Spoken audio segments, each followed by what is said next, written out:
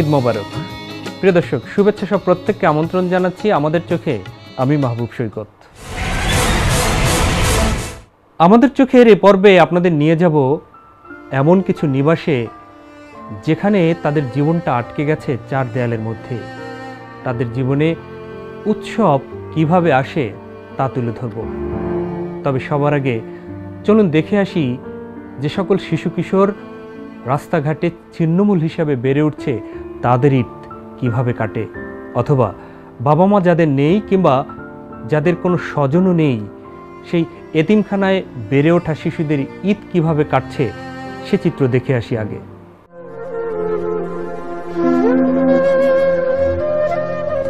রাজধানীতে একটি শিশুমণি নিবাসে আমাদের চোখ। মা বাবা বিহীন ছোট্ট শিশুরা তাকিয়ে আছে পথের পাশে, দেখছে নতুন জামাকাপড় কিনে বাবা মায়ের হাত ধরে রাস্তা দিয়ে যাচ্ছে তাদেরই বয়সী শিশুরা। ভাবছে হয়তো তাদের জন্য আসবে কোনো স্বজন, আদর করে পরিয়ে দিবে ঈদের জামাকাপড় আর মুখে তুলে দিবে মজার মজার খাবার। যাদের আব্বু আম্মু আছে তাদের আদর করতে দেখলে আমাদেরও মা বাবার কথা মনে পড়ে। আমার আপু মারা গেছে, আমাদের বাসায় কষ্ট, বা আমার আম্মু এখানে দিছে পড়াশোনা করার জন্য। এমন ফুটফুটে সোনামণিদের নেই বাবা কিংবা মা, অথবা দুজনের কেউই নেই ধরণীতে। দেখতে আসে কে? মা মারা গেছে, বাবা মারা গেছে, নানা খোঁজ করে না, মা আসে না, এটাই কষ্ট। ফ্যামিলিতে বেশি কেউ দেখতে আসে না। সব দিকেই যখন আনন্দে রঙিন, তখন সাদা কালো মন নিয়ে প্রিয়জনের জন্য প্রহর গণে নিবাসে থাকা শিশুরা।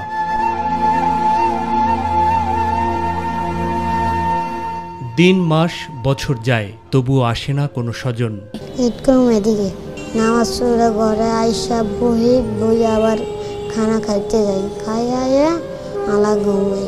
এদের মধ্যে কারো কারো ভাগ্য সুপ্রসন্ন হলে ঈদ কিংবা উৎসবে স্বজনরা এসে নিয়ে যায় তাদের কাছে। ছুটির সময় আম্মু আসে দেখে, বা আবার অনেক সময় ছুটিতে নিয়ে যায়। কিন্তু এমন সৌভাগ্য কজনেরই বা হয়? ইচ্ছা হয় বাসায় যাব, আম্মুর জন্য কষ্ট লাগে, আপুর জন্য কষ্ট লাগে। ওই আম্মু অনেক যত্ন করতো, তাই মাঝে মাঝে মনে হতো,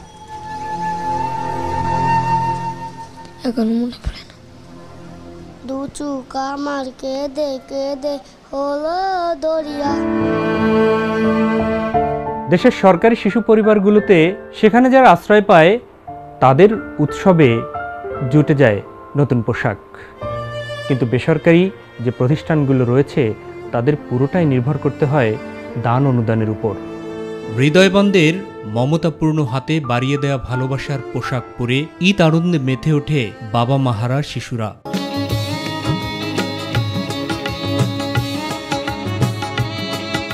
লেহেঙ্গা কিনেছি, ফ্রক কিনেছি, জুতা, প্যান্ট, শার্ট, জুতা কিনছি, শার্ট কিনছি, প্যান্ট কিনছি, ড্রেস কিনেছি, তারপর জুতা কিনেছি।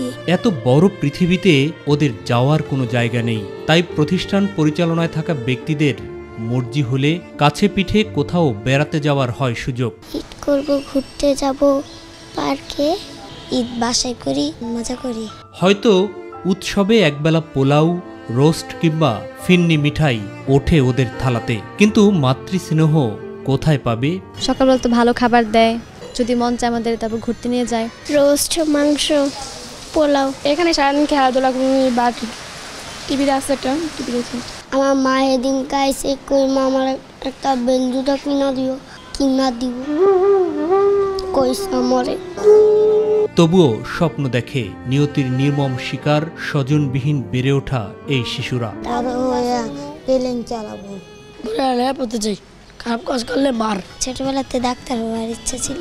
নিবাসের বড়দেরকেই তারা মানে ভাই বোন হিসেবে। আমরা সবাই মিলে সাথে মজা করি, পিকনিকে যাই, সবার সাথে মিশে একসাথে থাকি, তখন আমাদের মন ভালো থাকে। আর পরিচালনায় থাকাদের মানে বাবা কিংবা মা হিসেবে। মায়ের কথা মনে হয় যে তখন এত বেশি কান্নাকাটি করে, নিজের কাছেও খারাপ লাগে যে মায়ের অভাবটা যাতে তারা বুঝতে না পারে, আমি সেভাবেই তাদেরকে রাখার চেষ্টা করি, আপ্রাণ চেষ্টা করি।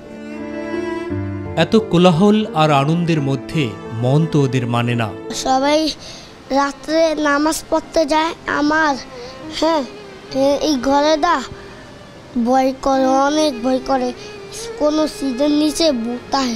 কিন্তু করার যে কিছুই নেই, তাই নিবাসকেই তারা মনে করে তাদের বাড়ি ঘর আর মাথা গোজার ঠাই। এটাই তো আমাকে বাড়ি ঘর, থাকতে ইচ্ছে করলে তো আর হইব না, পড়ালেখাও করতে পারবো না, জীবনে কিছু করতে পারতাম। এ সকল শিশু কিশোরদের বাবা মাকে তো আর ফিরিয়ে দেওয়া সম্ভব নয় আমাদের, কিন্তু ওদের শুকনো মুখে তো একটু হাসি ফোটাতে পারি আমরা। যার যার সামর্থ্যের আলোকে এগিয়ে আসলে ভাগাভাগি হতে পারে ঈদের আনন্দ, স্বর্গীয় সুখ অনুভব করবেন আপনিও। দেশের বিভিন্ন স্থানে এতিমখানাতে যারা বেড়ে উঠছে তাদের ছায়া অভিভাবক হিসেবে তবু কাজ করছেন সংশ্লিষ্ট প্রতিষ্ঠানগুলো। ঈদ কিংবা উৎসবে তাদের সাধ্য অনুযায়ী তারা আয়োজনের চেষ্টা করেন, কিন্তু পথের পাশে যারা বেড়ে উঠছে, যাদের নেই কোনো অভিভাবক, তাদের ঈদ কিংবা অন্য উৎসবগুলো কিভাবে কাটছে ভেবে দেখেছেন কি কখনো? শহর কিংবা নগরে বাস করেন যারা, তারা সবাই জানেন লঞ্চ, বাস কিংবা রেল স্টেশনে অথবা রাস্তার পাশে অস্বাস্থ্যকর পরিবেশে অসংখ্য শিশু কিশোর এবং কিশোরীরা বেড়ে উঠছে, যাদের মধ্যে একটা অংশই জানে না তাদের জন্ম পরিচয়, অর্থাৎ পৃথিবীতে তার কেউ আছে কিনা তাও জানা নেই তাদের। ট্রেনে করে আমি একলা আছি, আমি কাম করে দেয়। কাম করো, তোমার খোঁজ দেয় না? তুমি আর যাবো না, বাড়িতে যাবো না? আমার মা বাবা নাই, এই জন্য আমি স্টেশনে থাকি। আর যখন আমি মা বাবা থাকতো তাহলে আমি বাড়িতে থাকতাম।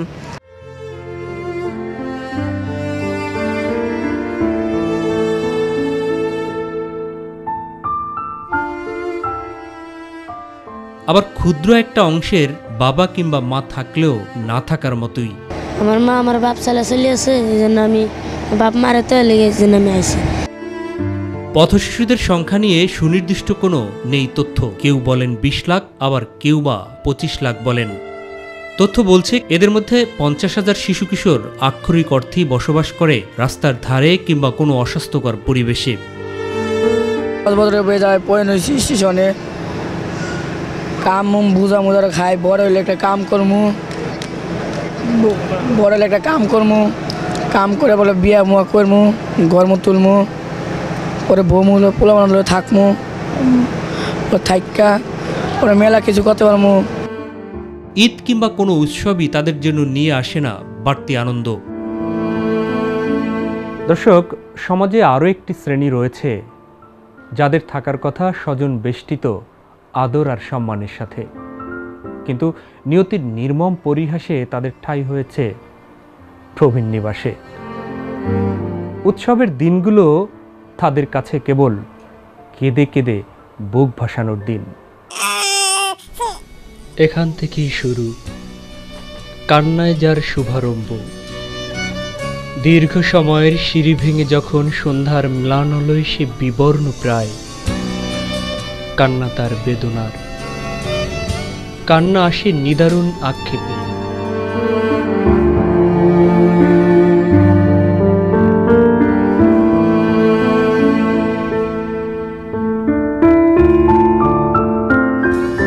জীবনের শেষ প্রান্তে তাদের ঠিকানা এই বৃদ্ধাশ্রম, সুন্দর করে যার নাম প্রবীণ নিবাস।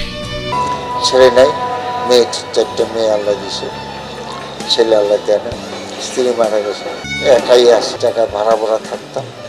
মেয়েরা মোটামুটি 2জনের বাড়ি আছে আর 2জনের বাড়ি নেই, তো 2জন এদের সাথে মিলেমিশেই থাকে। এরাই আমার খরচ চালায়। ছিলাম কোনোদিন, বড় ব্যবসা করতাম, তারাও আমাদেরকে প্রশ্রয় দেবে না, যার জন্য এই সমস্ত জায়গায় আমাদের চলে আসতে হয়। 4টাই থাকুক মেয়ে কিংবা 1টাই থাকুক মেয়ে, এছাড়া শুধু মেয়ে বলে না, আজকাল ছেলেরাও এই করছে, কিছু মনে করবেন না। ছেলের বউ তার নিজের স্বার্থ সিদ্ধি করার জন্য ঘাড় ধরে শাশুড়িকে বাঁধতে হচ্ছে, ভাইয়ের বউ ঘাড় ধরে শাশুড়ি দিচ্ছে। দেশে যে ছেলেটা আছে সে আমার কোনো খোঁজ নেয় না, বউ নেয় না, আমি এখানে একাই থাকি। নিবাসে থাকা প্রত্যেকের জীবনের গল্পই ভিন্ন ভিন্ন, তবে একটা বিষয় অভিন্ন, প্রত্যেকেরই স্বজন থেকেও কেউ নেই।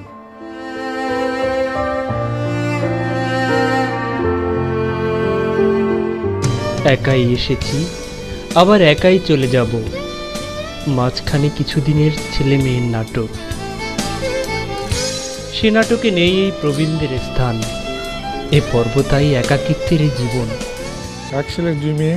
আমি শেষ পর্যন্ত অনেক চিন্তা ভাবনা করি বাইর করছি যে আমার নিজেকে এখানে ছিল, সেজন্য আমি এখানে আসতে বাধ্য হয়েছি, তাই না? একা, চারিদিকে একা।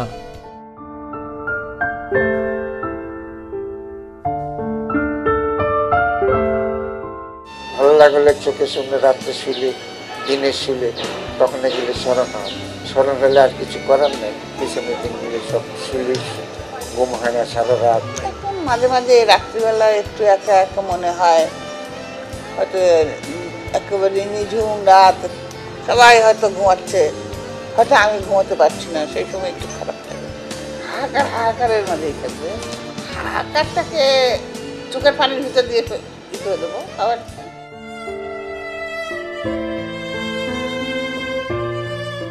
কাঁদতে কাঁদতে একসময় চোখের পানিও শুকিয়ে যায় নিবাসীদের। নিয়তি হিসেবে মেনে নেয় এ জীবনটাকে। অপেক্ষার প্রহর গুনতে থাকে কখন আসবে পরপারের ডাক, চার দেয়ালের মধ্যে বন্দী থাকা নিবাসীদের কাছে।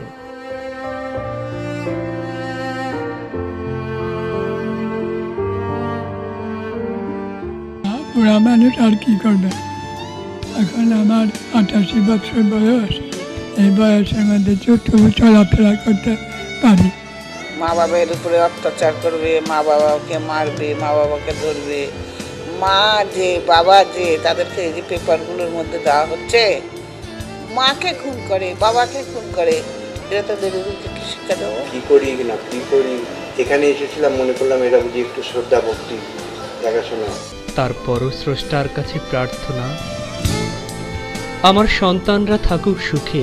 নিশ্চয় সন্তানদের জন্য মায়ের সবসময় দোয়া থাকে। এ কেবল বাবা মাকে দিয়েই সম্ভব। প্রিয়জনরা তাদের দূরে রাখলেও তাদের কল্যাণে স্রষ্টার কাছে দুহাত তুলে করেন প্রার্থনা। নিবাসীতে আসি, এটা আল্লাহর হুকুম। ফ্যামিলি নিয়ে ছিলাম 1 বছর, ফ্যামিলি ছাড়া এক রুমের মধ্যে একা থাকি। অনেক সময় খারাপ রাখি, বাড়িদের মধ্যে এসে এই সিনটা দেখি। মানে অবস্থাকে স্বীকার করে দিতে হবে, তাই না? অবস্থাকে স্বীকার করে না নিলে, দিতে না বললে তো মনে অশান্তি পাবো। মনের কথা মনেই থাকে, তবে বারবার বলতে ইচ্ছে করে তোরা আয় আমাদের নিয়ে যা। খাটে জায়গা না হলে ফ্লোর তো রয়েছেই, সেখানেই না হয় থাকবো খোকা। কি করা যাবে, যার ভাগ্যে যেরকম হচ্ছে সেটুকুই হবে, যার ভাগ্যে যতটুকু চাও সেটুকুই সে পেয়েছে। কোনো বিষয়ে আমার আনন্দ নাই, আমি আনন্দকে শেষ করে দিয়েছি, আমার কোনো আনন্দ নেই। দুবেলা না জুটলে একবেলা খেয়েই না হয় দিন কাটিয়ে দিব, তবু তোরা নিয়ে যা। অন্যান্য দিনগুলো যেরকম, ঈদের দিনও ঠিক তেমনিই লাগে আমার কাছে। এটা কোনো নতুনত্ব কিছু বয়ে আনে না, বাড়তি কোনো আনন্দ বয়ে আনে না।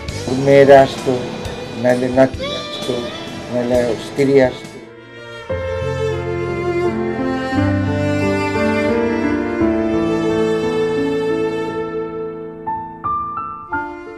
নিবাসীদের বেশিরভাগই আসতে চায় না ক্যামেরার সামনে। এটা তাদের নিজের কথা চিন্তা করে নয়, তাদের পরিচয় প্রকাশ পেলে যদি সন্তানদের সম্মানহানি হয় সেই চিন্তা থেকে। অধিকাংশ নিবাসী ক্যামেরার সামনে আসতে রাজি হন না। যারা সাক্ষাৎকার দিয়েছেন তারা পরিবারের নাম পরিচয় গোপন রাখার শর্তেই কথা বলেছেন।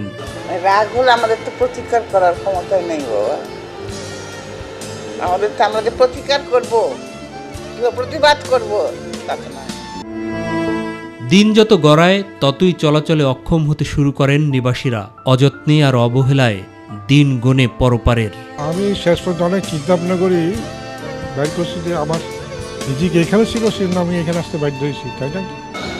আসতে পারে না, তাদের ছোট ছোট বাচ্চা উচিত স্কুলে আনা নেওয়া করে, সেই জন্য খুব বিজি, তার টেলিফোনে যোগাযোগ বেশি করে।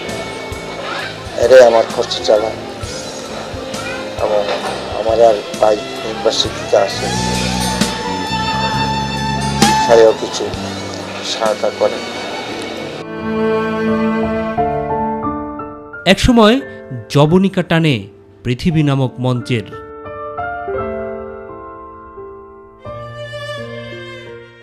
যে আমাকে পৃথিবীতে সৃষ্টি করেছে তার কাজ করবো, তার কাছে অভিমান হবে আমার, তার কাছে এখন আমার আবদার হবে, তার কাছে সব। সময়ের পরিক্রমায় হয়তো একই নিবাসে ঠাঁই হয় তার সন্তানদেরও, সেটি হয়তো দূর আকাশের তারা হয়ে দেখতে থাকে একসময় নিবাসে থাকা তার বাবা মা। দর্শক, আপনাদের মতো আমরাও চাই না এমন কষ্টের গল্প আর একটিও জন্ম হোক দেশের কোনো প্রান্তে। এই অনুষ্ঠানে দেখানো কয়েকজন প্রবীণ ইতিমধ্যেই এ পৃথিবী থেকে বিদায় নিয়েছেন। তাদের আত্মার শান্তি কামনা করি, রুহের মাগফিরাত কামনা করি।